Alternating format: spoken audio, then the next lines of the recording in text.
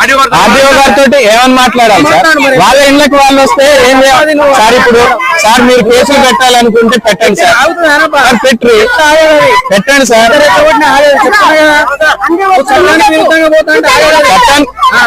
Sir వీళ్ళ మీద case పెట్టి హైకోర్టుకైనా పోతా. ఎవరైతే ఎఫ్ఐఆర్ ఇష్యూ చేస్తారో పోతాం సార్, పోతాం. నువ్వు అనవసరం వాళ్ళని రెచ్చగొట్టి పని చేయకు.